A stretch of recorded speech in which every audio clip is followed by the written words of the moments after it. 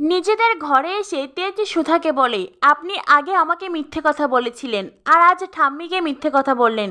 এরপরে একে একে পরিবারের সবাইকে মিথ্যে কথা বলবেন। মিথ্যে কথা বলতে আপনার মুখে এক ফোঁটা আটকায় না, তাই না? সুধা বলে, আমাকে ক্ষমা করে দিন। আসলে ঠাম্মি যাতে কষ্ট না পায় তাই আমি মিথ্যে কথা বলেছি। আমি আপনাকে বাঁচাতে চেষ্টা করেছি। আমি স্ত্রীর দায়িত্ব পালন করার চেষ্টা করেছি। আর এটা যদি আপনার অসুবিধা হয়ে থাকে তাহলে এখনই আমি ঠাম্মিকে গিয়ে সমস্ত সত্যি বলে দিচ্ছি। এই বলে সুধা ঘর থেকে বেরিয়ে যেতে চায়। আর তখনই তেজ পিছন থেকে সুধার হাত টেনে ধরে। তাল সামলাতে না পেরে তেজ ও সুধা দুজনেই বিছানার ওপরে পড়ে যায়। তারা একে অপরের দিকে মুগ্ধ হয়ে তাকিয়ে থাকে। তখনই একটি রোমান্টিক দৃশ্যের সৃষ্টি হয়।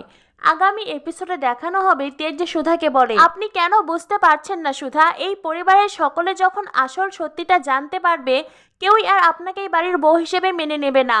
সকলে আপনাকে অসম্মান করবে। আপনি শুধু সকলের ঘৃণা আর অপমান পাবেন। সুধা বলে, আমি যদি ঘৃণার অপমান পাই তাতে আপনার কি যায় আসে? তো বন্ধুরা, জমে উঠেছে শুভ বিবাহ সিরিয়াল। কি হতে চলেছে আগামী এপিসোডে? পরবর্তী আপডেট পেতে আমাদের সাথেই থাকো। ধন্যবাদ সবাইকে।